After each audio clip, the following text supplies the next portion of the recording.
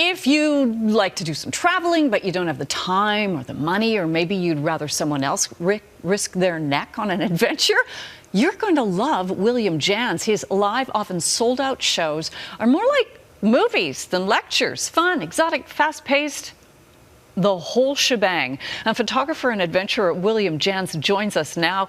And thank you for coming in. You've been doing this for 17 years? Yeah, started way back, I think, with the first trip, came back with stories and images, and people said, that's really funny, you should do that again, so put up a few more signs.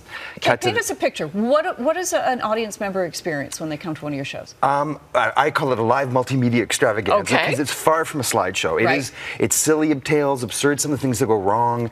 I think a few people said it's everything but the smells. And if I do my job right, it's not so much me in there being that goofball. Hopefully I can bring you into that little fold and you get a chance to experience what's going on. Because I know a lot of people tend to do these things where they stand back and kind of document what's happening in the distance, but I've always opted to kind of participate. I'll learn languages, jump in when I can and say, hey, can I try that? And more often than not, no matter what it is, they go, yeah, sure. So next thing you know, you're in that fray. Tell us about your trip to Morocco.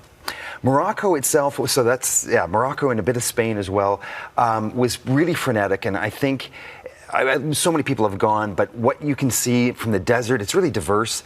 Fez, oh yeah, you've got some pictures running there too. Transport's great. I had a huge kick out of one city in particular called Fez, which is the most difficult city in the world to navigate.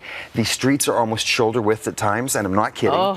And so I opted on the first day to try to run through it, like early in the morning, and just see how that would go, which was, completely ridiculous. But it makes for a really good story. I mean, the amount of dead ends alone, that's the Todra Gorge, where you can climb if you're willing. And Ait Benadou, where tons of movies have been shot, Gladiator, and so many. I was offered to get henna on top of my bald head at one point, which might have been entertaining, but I don't know if that would really look so smashing on me to keep for as it fades, you know? No kidding. We just saw a shot there of the desert too, and you have one of your presentations is about walking out of the desert? Yes, that's the first one, and I kind of opted to stay there a little longer than most do, just to see how hot it really gets. And I actually walked out twice. The first time they had an escort for me. The second day, I think they thought, you'll be fine. So it was on my own. And I got out about 14 minutes before a sandstorm, which hurts. And believe it or not, I don't know if you knew this, but I wouldn't know in a sandstorm, if you're actually out there, you hunker down and stay still and stay pointed in the direction you were going. Because if I probably would have got a little worried and thought, I'll just rush out of here. And that's when you can end up in circles and it can go real bad. Oh, that's very scary. See, this is why I let you do the traveling.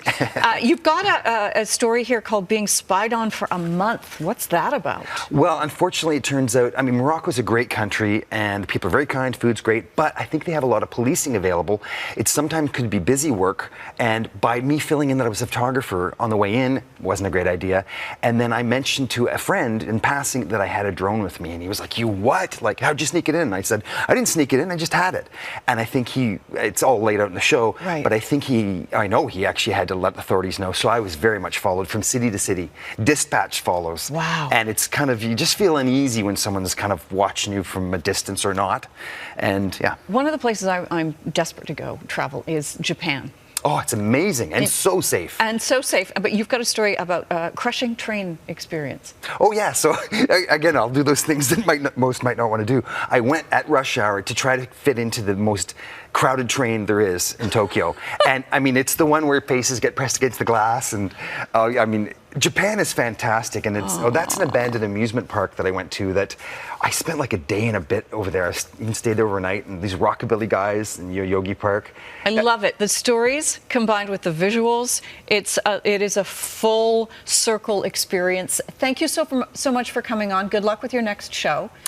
We can get more information at williamjans.com. Yep, and there's 3 coming up, and next Fridays it's almost sold out, so I added the show. Fantastic. April 4th. Good for you. All right. Thank you so much. Thank you. Coming up next.